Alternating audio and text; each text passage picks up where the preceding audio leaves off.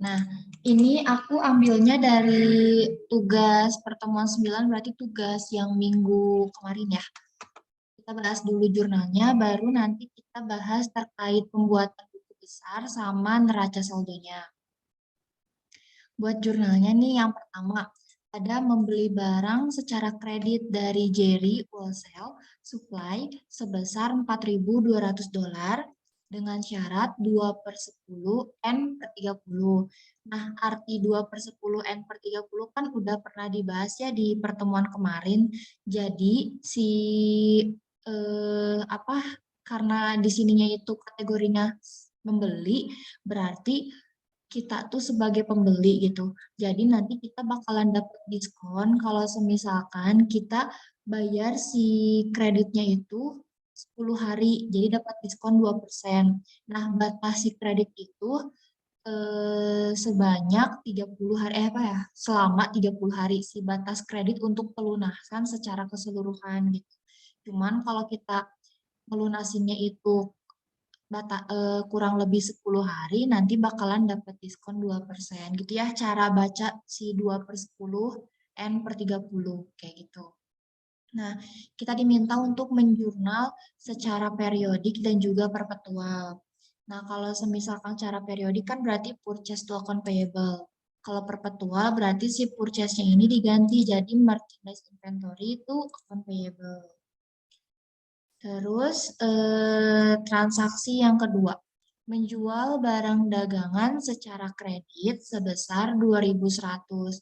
Syaratnya 1/10 N per 30. Harga beli barang yang dijual 1.300. Kalau secara periodik kan tinggal account receivable to sales. Tapi kalau untuk perpetual ditambahkan COGS tuh merchandise inventory-nya sebesar 1.300. Terus meretur barang dagangan yang dibeli dari Jerry Wholesale Supply sebesar $300. Jurnalnya account payable to purchase return. Kalau untuk perpetual, si purchase return-nya itu diganti jadi merchandise inventory. Kemudian yang keempat terkait pelunasan dari pelanggan dikurangi diskon atas penjualan nomor 2. Nih, yang nomor 2 itu kan kita menjual barang dagangan diterima pelunasan dan dikurangi diskon. Nomor 2 itu kan menjual barang dagangan nih secara kredit 2.100. Terus dikurangi diskon atas penjualan. Nah, berarti kan dari tanggal 2 sampai tanggal 4 itu kan cuman 3, 4, cuman 2 hari. Berarti si tanggal 4 ini transaksinya masuk ke dalam yang 1/10 ini. Berarti si perusahaan lain tuh dapat diskon. Jadi kita tuh ngasih diskon gitu 1% karena melunasinya itu kurang dari 10 hari. Jurnalnya cash, sales discount to account receivable. Nah, kita lihat di sini aja. Di sini kan account receivable-nya 2.100. Berarti account receivable-nya tetap 2.100, cuman nanti yang berbeda itu cash yang kita terimanya. Karena kan nanti si penjualan atau piutangnya itu kan pasti dikurangi dengan sales diskon gitu. Kita ngasih diskon. Otomatis si cash-nya pun nggak bakal 2.100 yang kita terima, tapi 2.079. Ini didapat dari 2.100 dikali 1% itu kan $21. Nah, tinggal dikurangin aja si 2.100 dikurangi 21, berarti cash yang kita terima itu cuma 2.079. Ini pemberlakuannya sama antara periodik dan juga perpetual. Terus untuk yang kelima, membayar seluruh hutang kepada Jerry Wholesale Supply dikurangi dengan diskon. Nah, itu tuh berarti kan transaksi yang pertama nih, kita kan membeli dari si Jerry. Si utangnya itu kan 4.200. Tapi lihat di transaksi nomor 3, kita itu meretur atau mengembalikan barang yang udah kita beli ke si Jerry gitu. Mungkin karena rusak atau ada yang salah gitu ya. Nah, kita ngeretur kan, berarti kalau misalkan kita ngeretur, utang kita pun bakalan berkurang sebesar $300. Nah, jadinya nanti untuk transaksi tanggal 5, total utangnya itu 4.200 nih yang ada di transaksi nomor 1. Dikurangi dengan 300 yang ada di transaksi nomor 3. Ini kan kredit. Kredit yang nomor 1, kemudian yang nomor 3 itu kan ada di posisi debit. Berarti nanti kredit dikurangi debit itu kan kredit ketemu debit kan berkurang.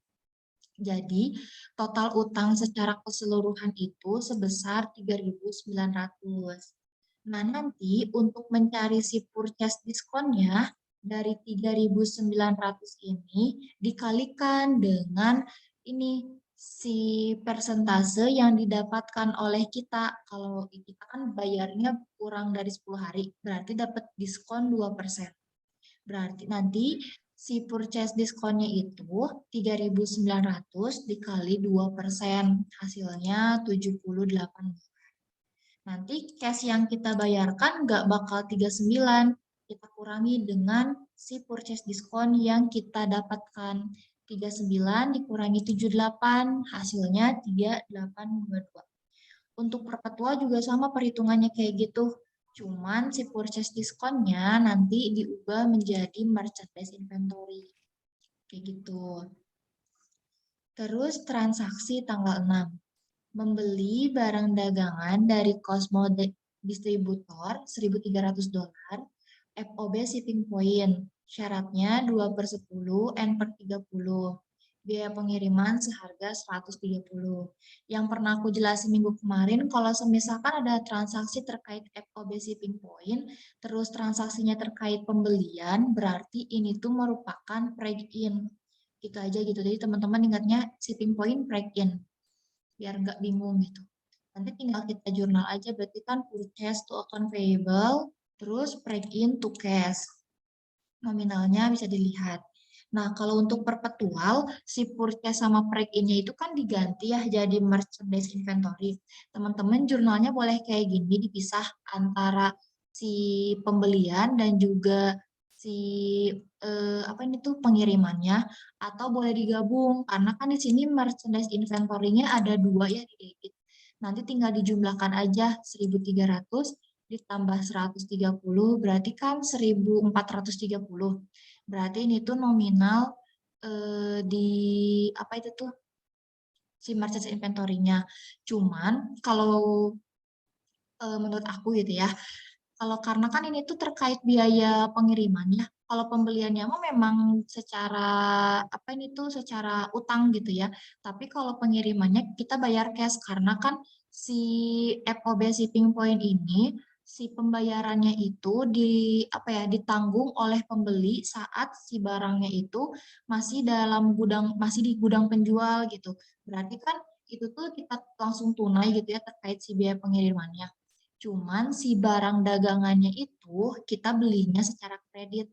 Jadi kalau saran dari aku mah lebih baik dipisah sih. Jadi antara merchandise inventory yang pembelian sama merchandise inventory eh, yang si biaya pengiriman gitu. Cuman kadang biasanya suka ada beda persepsi. Ya udah teh aku mah break-in-nya pengen dibayarnya secara utang gitu. Jadi kan nanti jurnal bisa bukan ngutang apa ya. Jadi jurnalnya mau digabung teh boleh enggak misalkan merchandise inventory terus account payable terus cash aja gitu. Nggak apa-apa sih itu mah cuman kalau mau dipisah juga apa. Jadi terserah kalian aja karena nantinya pun bakalan digabung kalau misalkan bikin buku besar si merchandise inventory-nya kan bakal dijumlahkan gitu. Terus untuk transaksi nomor 7, terjual barang dagangan dari Konstanza 550 FOB destination, syaratnya 2/10 N/30, harga barang yang terjualnya 430, terus ada biaya pengirimannya 100. Kalau periodik kan berarti tinggal di jurnal account receivable to sales, terus breakout to cash, ini juga sama ya asumsinya. Pokoknya kalau misalkan biaya pengiriman itu kita bayarnya itu secara tunai gitu ya. Baik itu FOB destination atau FOB shipping point. Terus nanti untuk si perpetualnya sama jurnalnya, cuma nanti tinggal ditambahkan aja COGS tuh merchandise inventory. Kayak gitu. Sampai sini ada yang mau ditanyain dulu nggak? Atau masih ada yang bingung gitu? Boleh. Boleh raise hand saja.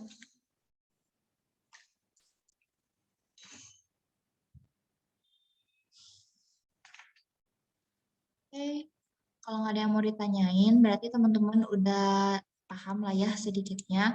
Kita lanjut aja ke yang selanjutnya, bikin buku besar.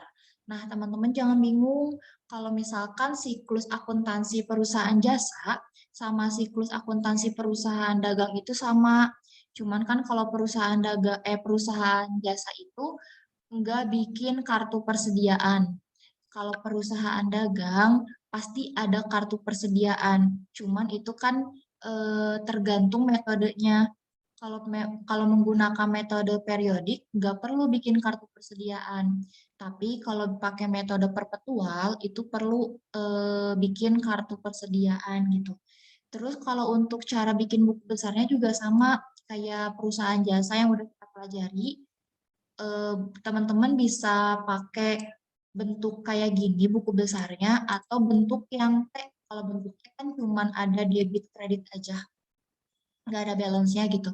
Itu juga nggak apa-apa gitu. Yang penting teman-teman paham aja cara pengerjaannya gitu. Nah, kalau untuk S kan di sini itu nggak ada saldo awalnya. Biasanya kan kalau siklus akuntansi yang memang komplit itu kan biasanya ada neraca saldo sebelum jurnal gitu. Jadi kayak neraca saldo awal. Itu tuh kan dipergunakan untuk eh, apa ya, saldo awal ketika nanti teman-teman bikin buku besar. Karena ini mah enggak kan, jadi nggak apa-apa kalau misalkan nanti teman-teman menemukan si case-nya itu, aku case-nya kredit minus gitu. Itu nggak apa-apa gitu, karena kan memang si case yang ada di sini itu memang ya segitu gitu hasilnya. Terus perbedaannya antara periodik sama perpetual tuh kayak gini. Kalau kalau perpetual adanya COGS sama merchandise inventory. Itu yang menambahkannya itu ada COGS sama merchandise inventory. Kalau untuk periodik, si COGS sama merchandise inventory-nya kan nggak ada. Tapi ada purchase, terus purchase diskon, terus ada purchase return. Nah, itu yang membedakannya itu nanti antara si buku besar periodik sama buku besar si perpetualnya. Kayak gitu. Cuman aku ini waktu bikin itu si neraca saldonya nggak balance sih. Gak tahu ya teman-teman ada yang nyobain si tugas pertemuan 9 itu dibuat buku besar sampai neraca saldo apa enggak, balance apa enggak. Kalau misalkan aku sih nggak balance, tapi ya itu mah nggak apa-apa sih karena berarti yang penting kalian udah masukin nominalnya itu udah bener gitu si postingnya, baik itu posisi di debit sama posisi di kreditnya kayak gitu. Nah, kalau untuk pembuatan buku besar sama neraca saldo, ada yang mau ditanyain dulu nggak? Atau teman-teman masih ada yang bingung gitu? Buku besar sama neraca saldonya kayak gimana? Atau aku mah masih nggak ngerti posting buku besar. Boleh ditanyain aja kalau misalkan ada yang masih dibingungkan. Terus nanti bakalan siklusnya mah sama kayak sebelumnya, nanti bakalan ada jurnal penyesuaian juga. Biasanya ada jurnal penyesuaian. Nanti aku nanti deh minggu depan kita coba bahas siklus akuntansinya tuh yang komplit biar kelihatan sih buku besar sama neraca saldonya biar balance gitu ya. Si neraca saldonya biar balance biar kelihatan. Laporan keuangannya pun sama kalau untuk perusahaan jasa sama perusahaan dagang, teman-teman jangan bingung. Nah, paling yang bedanya itu kan kalau perusahaan dagang ada merchandise inventory sama COGS. Kalau merchandise inventory itu tuh masuk ke dalam kelompok aset. Nah, nanti itu bakalan ada di laporan keuangannya itu ada di Statement of Financial Position atau laporan keuangan neraca si merchandise inventory itu. Kalau COGS ini tuh masuknya ke dalam kelompok beban. Berarti nanti tuh si COGS ini bakalan ada di laporan keuangan laba rugi. Nah, berarti kan nanti COGS juga bakalan ditutup ya akunnya. Karena kan ini tuh masuk ke dalam kelompok beban. Nanti mungkin lebih detail dan lebih apa ya, lebih mendetailnya kita bahas ketika masuk ke materi laporan keuangannya. boleh secara keseluruhan, baik itu dari jurnalnya atau transaksinya, teman-teman masih ada yang dibingungin, boleh langsung ditanyakan aja. Pokoknya mah nanti bakalan lebih, boleh Poppy mau nanya apa? Kak, mohon maaf sebelumnya izin off-cam. Ya, nggak apa-apa. Kak, boleh tolong dijelasin lagi nggak kayak nomor 4? Nomor 4, jurnal ya? Cara perhitungannya gitu, Kak. Oke. Kita bahas ya yang ini nomor 4. Diterima pelunasan dari pelanggan, terus dikurangi diskon. Nah, ini kan terkait transaksi nomor 2 nih, bersangkut pautkan dengan transaksi nomor 2. Di transaksi nomor 2, kita itu menjual barang, tapi kredit. Otomatis piutang kita bertambah kan. Nah, si piutang ini kan totalnya 2.100. Tapi di sini ada syarat nih, ada syarat 1/10 N/30. Jadi si perusahaan itu bakalan dapat 1% kalau misalkan dia itu bayar ke kita kurang dari 10 hari. Nah, ternyata dibayar tanggal 4. Otomatis si perusahaan lain itu dapat diskon kan 1%. Nah, cara ngitung diskonnya itu, kita input dulu aja piutangnya. Piutangnya itu kan 2.100. Berarti kalau misalkan diterima pelunasan, otomatis si piutangnya berkurang kan?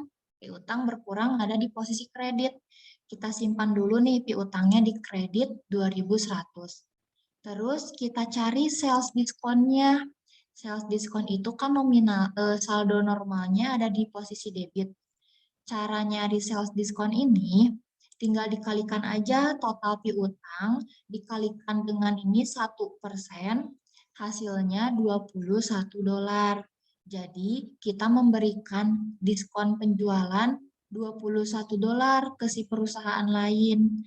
Nah, karena di sini kategorinya dapat diskon, otomatis cash yang kita terima juga nggak bakal 2.100, tapi dikurangi diskon. Makanya cash yang kita dapatkan cuman $2.079. Paham nggak? Atau masih bingung? Oh iya Kak, iya Kak. Makasih Kak. Sama-sama. Boleh, Meidina. Kamu nanya kalau yang untuk di buku besar, yang bagian explanation, Ya. itu tuh kayak harus dijelasin atau gak apa-apa, kayak kita cuma nulis posting. Sebenarnya mah nggak apa-apa kalau misalkan teman-teman cuma nulis posting doang. Cuman kalau mau dijelaskan juga lebih bagus misalkan kayak transaksi nomor 4 ini terkait pelunasan.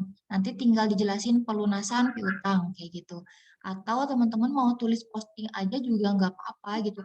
Memang kategori karena memang tugasnya buku besar itu kan memposting sama mengelompokkan akun-akun kayak gitu. Jadi nggak apa-apa, itu mah tergantung ke kalian aja. Kalau misalkan kalian takut lupa males lagi lihat transaksi, pengen dijelasin di sini boleh. Kalau nggak juga nggak apa-apa gitu. Oke, makasih Teh. Oke, sama-sama. Terus boleh Rizbi. Mau nanya Teh, di contoh buku besar yang Teteh buat itu untuk cashnya kan emang minus ya.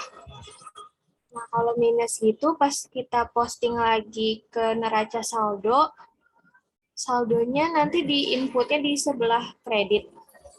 Ya, nanti di inputnya di sebelah kredit di sini. Cuman kalau misalkan kan saldo normalnya cash ada di debit, kenapa disimpan di kredit? Boleh aja disimpan di debit, tapi nanti di dalam kurungin. Berarti kan tetap aja gitu, bakalan mengurangi nominal-nominal yang ada di debit.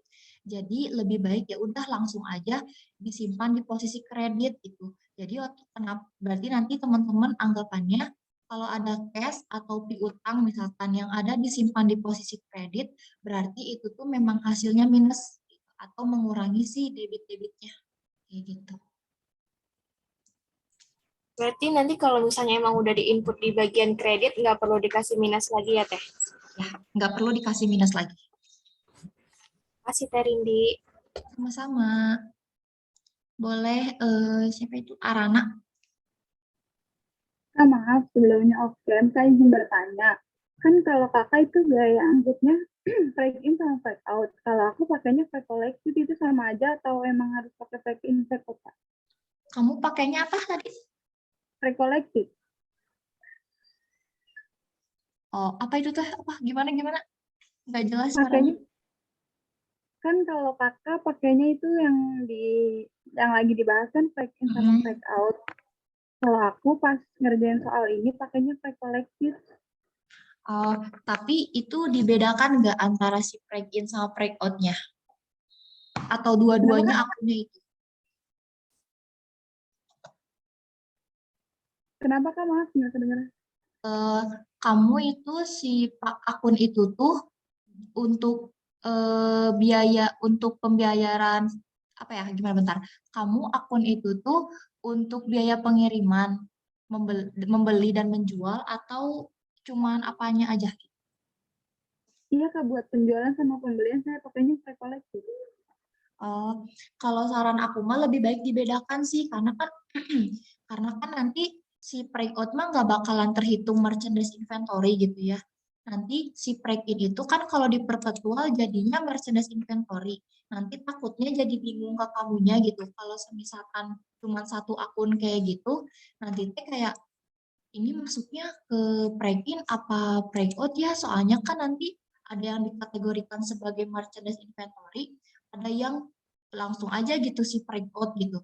Kalau saran dari aku mah mendingan break-in sama breakout aja, jadi kayak dipisah antara biaya pengiriman yang membeli sama biaya pengiriman yang menjual.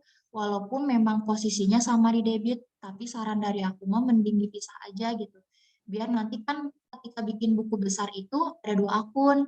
Antara si, kalau periodik berarti kan break in sama break out. Kalau misalkan perpetual kan berarti si break innya masuk ke merchandise inventory. Sama adanya break out. Jadi biar nanti Rana nggak bingung lagi kalau si akun ini tuh break in apa break out ya. Soalnya kan ada yang masuk ke merchandise inventory, ada yang enggak gitu. Saya paham kak. Makasih ya kak. Oke, sama-sama. Boleh, Virus. Kak, kalau misalkan yang nomor 6, yang perpetualnya kan akunnya kan bisa merchandise inventory, account payable, sama cash. Berarti merchandise inventory yang purchase sama merchandise inventory yang break ini itu dijumlahin dulu ya sebelumnya. Ya, betul. Jadi teman-teman bisa jurnalnya kayak gini dipisah, atau misalkan boleh digabung juga. Kalau digabung nanti merchandise inventory-nya dijumlahkan. Yang purchase 1.300, yang trade-in 130. Berarti merchandise inventory-nya 1.430. Nominalnya pasti balance kok, karena kan account payable-nya 1.300, cash-nya 130. Makasih, Kak. Oke, sama-sama. Boleh next, Indi. Maaf Kak, sebelumnya izin oke. Kak, aku mau nanya soal buku besar. Ini tuh nggak nyambung sama tugas, tapi nyambung sama buku besar, boleh? Boleh, nggak apa-apa. Jadi, jadi sebelumnya tuh aku belajar kalau buku besar itu pakai di tanggal satunya itu pakai balance atau saldo dari neraca awal. Kalau ada, nah nanti yang kita pelajarin kayak gitu juga atau enggak ya Kak?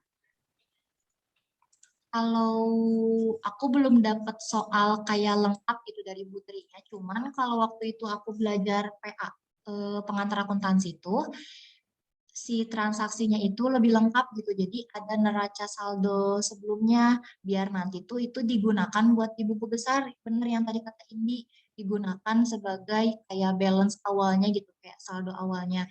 Nanti aku coba apa ya minggu depan deh, kalau nggak minggu depan, kalau misalkan minggu depan materinya udah beda, nanti aku kasih salah satu kasus yang memang itu komplit gitu sampai pembuatan laporan keuangan, nanti kita bahas bareng-bareng.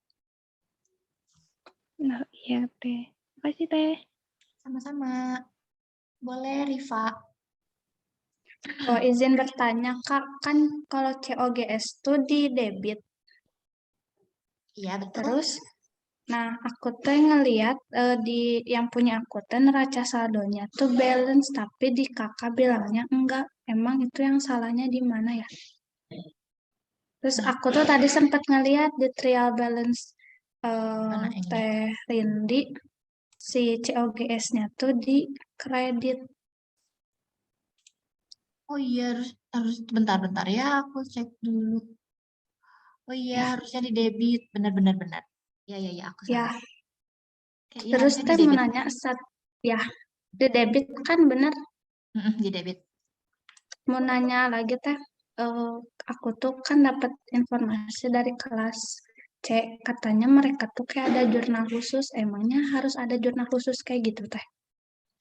Kalau jurnal khusus, enggak sih itu beda-beda materi. Kalau ini kan, Oh, karena kan kalau jurnal itu ada dua ya, jurnal umum sama jurnal khusus.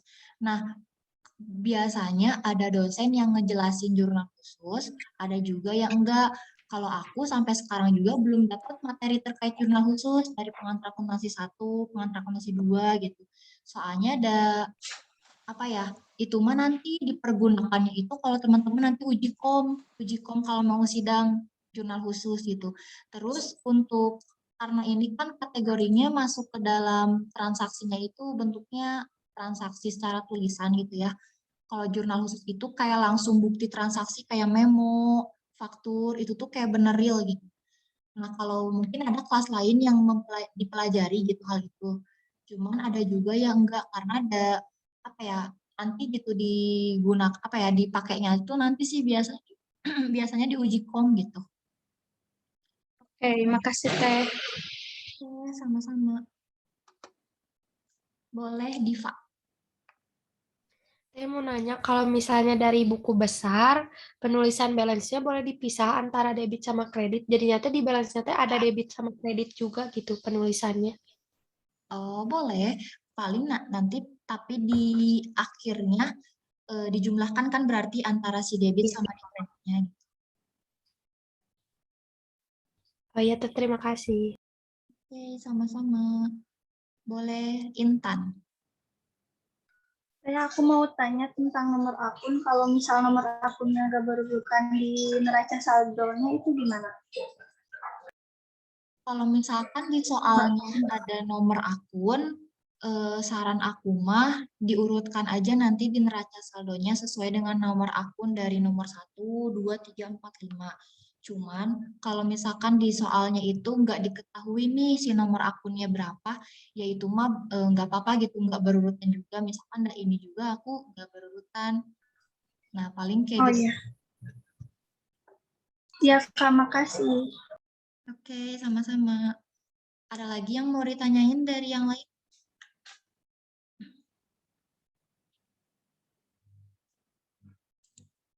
Boleh misalkan mau di luar pembahasan hari ini, misalkan yang minggu kemarin atau masih ada yang bingung, boleh. Kalau minggu ini tugasnya bikin apa? Nyampe jurnal penyesuaian belum? Belum. Baru sampai neraca. Iya itu. Oke, ya paling gitu aja sih. Pokoknya teman-teman jangan bingung, siklus akuntansi perusahaan jasa sama kok dengan perusahaan dagang gitu. Jadi ntar kalau misalkan bikin jurnal penyesuaian ya pengakuannya sama kayak waktu itu kita pelajari. Bikin laporan keuangan juga sama cara pengerjaannya. Akun-akunnya juga sama, cuman kan pasti ada tambahan gitu ya. Akun merchandise inventory, akun COGS, terus akun purchase yang kayak gitu. Gitu sih paling kalau untuk minggu ini pembahasannya masih sampai neraca saldo. Nanti minggu depan kita lanjut ke siklus yang selanjutnya. Oke, kalau semisalkan nggak ada lagi yang mau ditanyain, untuk pengantar akuntansi 1, kita next ke office ya. Sedikit kok kalau yang office.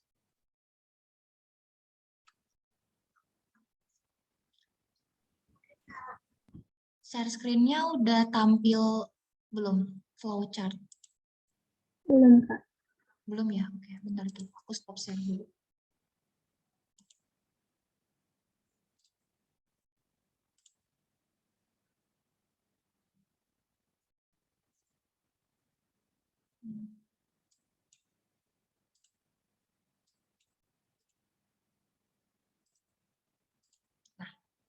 Udah ada belum?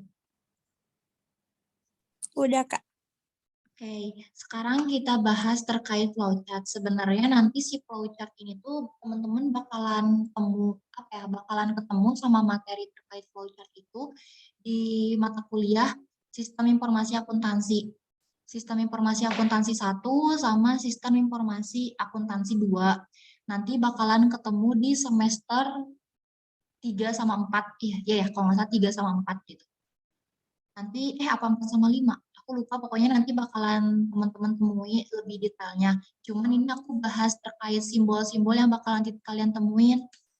Jadi, kalau misalkan bikin flowchart itu, nanti itu bakalan dipergunakan di laporan praktik kerja lapangan. Di laporan PKL itu, nanti kan misalkan teman-teman PKL di suatu perusahaan.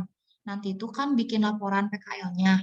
Nah, biasanya teman-teman tuh diminta bikin flowchart terkait si judul PKL-nya. Misalkan kalau judulnya prosedur pengelolaan piutang, berarti kan nanti flowchart-nya itu cara mengelola piutang kayak gimana. Nah, ini dipergunakanlah apa ini tuh namanya, simbol-simbolnya.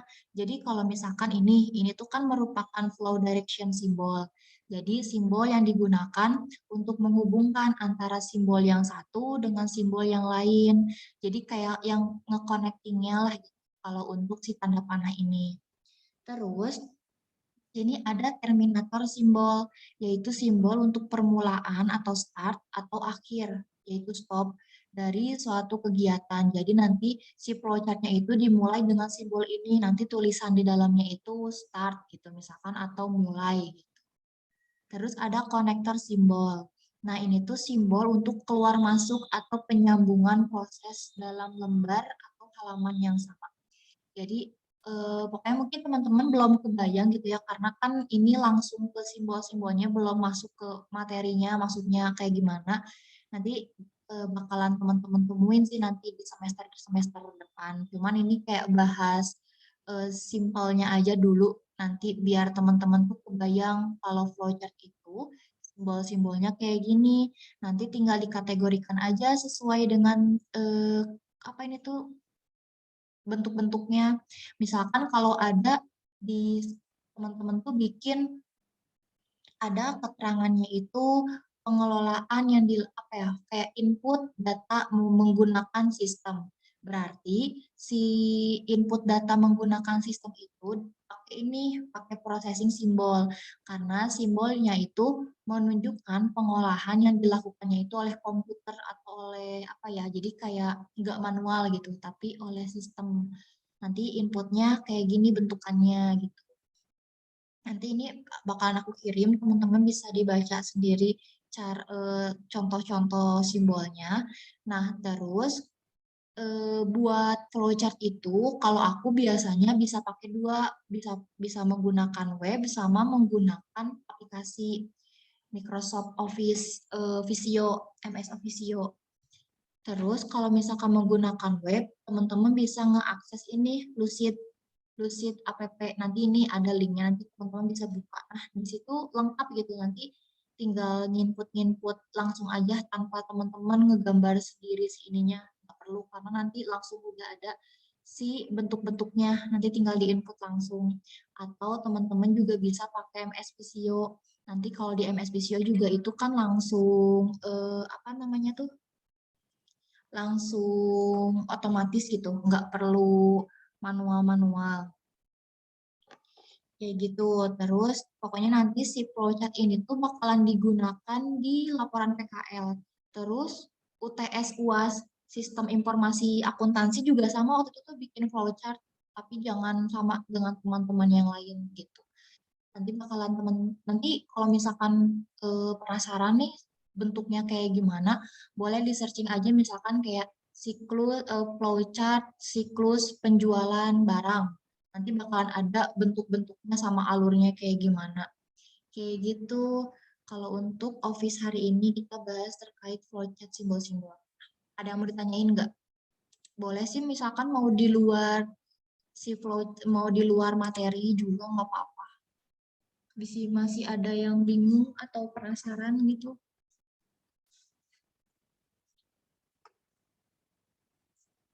Oke. Kalau misalkan nggak ada lagi yang mau ditanyain, paling kalau untuk Office gitu aja dulu.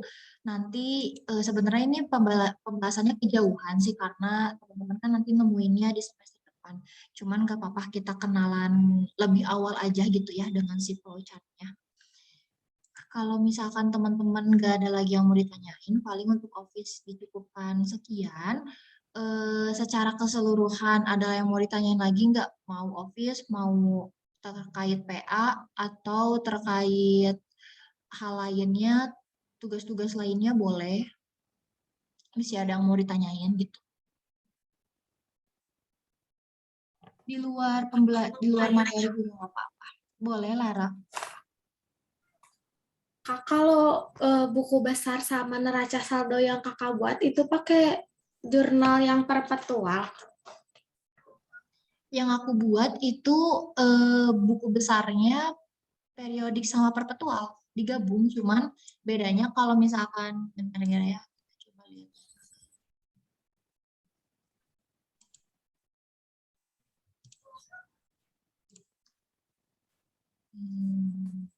Bentar ya.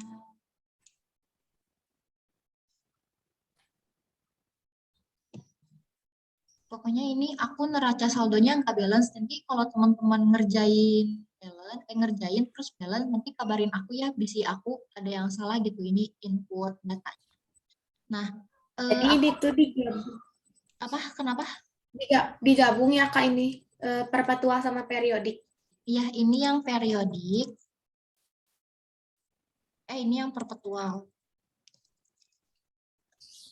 Ini yang periodik. Kalau untuk buku besarnya mah sebenarnya mah ini tuh digabung tuh si cash-nya, account receivable-nya, terus sales-nya, account payable-nya, karena kan itu mah sama ya nominalnya. Cuman kan kalau yang di periodik berarti kan pakai purchase, break-in, purchase discount, sama purchase return. Kalau untuk di perpetual berarti kan masukin merchandise inventory sama COGS gitu. Oke Kak, tapi hasilnya yang aku balance Kak yang perpetual. Coba kamu lagi buka neraca saldo kamunya nggak? Iya Kak lagi. Coba, ini aku ada yang salahnya di mana? Takutnya aku ada yang salah nih, soalnya aku ke balance. Dari Iya, COGS Kak, iya Kak yang iya. COGS. COGS-nya di debit ya? Iya. Oh, aku salah berarti ini tuh di debit. Oh iya, terus di sini tuh nggak ada COGS. Aku lupa, ini tuh kan periodik. Kalau periodik kan nggak ada COGS. Balance. Ya. Oke, Kasih terima Kak. kasih. Makasih juga guys. Oke, ada lagi yang mau ditanyain?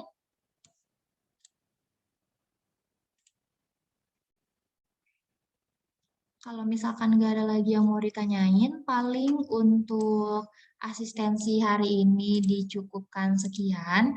Nanti teman-teman kalau misalkan ada yang masih bingung, boleh kita diskusi di grup atau boleh di PC ke aku. Nanti kita bahas lagi.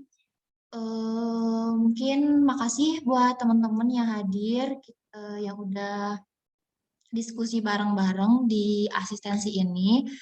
Mohon maaf kalau semisalkan selama pembahasan tadi aku masih ada yang kurang-kurang atau teman-teman masih kurang paham dengan apa yang aku bahas. Nanti boleh hubungi aku aja kalau misalkan masih ada yang dibingungkan. Sebelum kita tutup, teman-teman boleh on cam-in dulu. Aku lupa nggak bawa absen, jadi aku screenshot aja.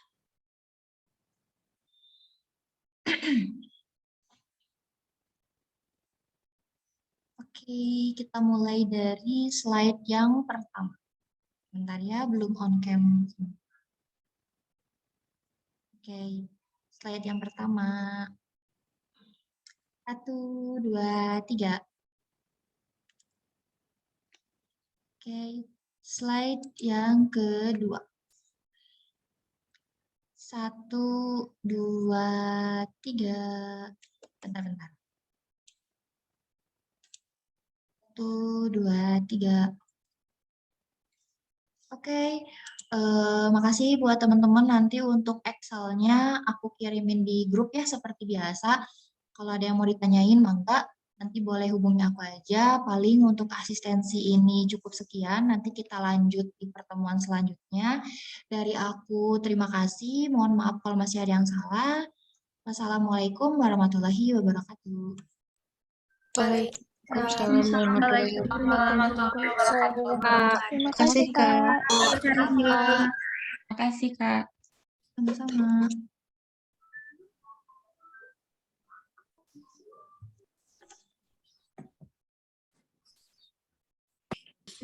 Makasih, Teh.